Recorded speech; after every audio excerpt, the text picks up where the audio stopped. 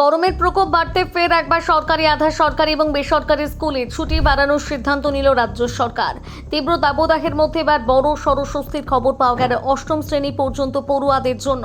জেলা প্রশাসনের জারি করা নির্দেশিকা অনুযায়ী তীব্র তাপপ্রবাহের কারণে 30শে জুন পর্যন্ত প্রাক প্রাথমিক থেকে অষ্টম শ্রেণী পর্যন্ত সমস্ত শিক্ষা কার্যক্রম বন্ধ থাকবে। ভারতীয় বেসামরিক সুরক্ষা আইন 2023-এর 163 ধারার আওতায় এই নির্দেশ জারি করা হয়েছে। প্রশাসনের বক্তব্য, দুপুরে প্রচণ্ড রোদ এবং 40 ডিগ্রির কাছাকাছি তাপমাত্রা ছোট শিশুদের জন্য অত্যন্ত বিপজ্জনক হয়ে উঠতে পারে।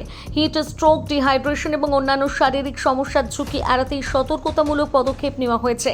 উল্লেখ্য, এর আগে 28শে জুন পর্যন্ত স্কুলে ছুটি ঘোষণা করা হয়েছিল। পরে আবহাওয়ার পরিস্থিতি আরও খারাপ হওয়ায় সেই ছুটি বাড়িয়ে 30শে জুন পর্যন্ত করা হয়েছে। তবে নবম শ্রেণী থেকে উচ্চ মাধ্যমিক স্তরের পড়ুয়াদের ক্ষেত্রে এই নির্দেশ প্রযোজ্য নয়। তাদের নির্ধারিত সময়সূচি অনুযায়ী ক্লাস চালু থাকবে। প্রশাসন আরও জানিয়েছে, আগামী কয়েকদিনের আবহাওয়ার উপর নজর রাখা হচ্ছে। যদি তাপপ্রবাহ অব্যাহত থাকে তাহলে পরিস্থিতি পর্যালোচনা করে আবারও ছুটি বাড়ানোর সিদ্ধান্ত নেওয়া হতে পারে।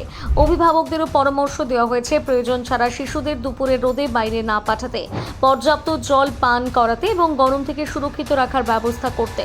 এই সিদ্ধান্তে অনেক অভিভাবক স্বস্তি প্রকাশ করেছেন, কারণ শিশুদের নিরাপত্তা এখন প্রশাসনের কাছে সবচেয়ে বড় অগ্রাধিকার। তবে একটি গুরুত্বপূর্ণ বিষয় জানিয়ে রাখি, এই সিদ্ধান্ত কিন্তু পশ্চিমবঙ্গের জন্য নয়।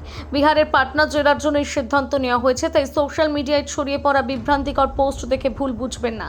আপনার কি মনে হয় বিহারের মতো পশ্চিমবঙ্গেও গরমের ছুটি কি বাড়ানো উচিত? জানাতে ভুলবেন না আপনার মতামত কমেন্ট করে।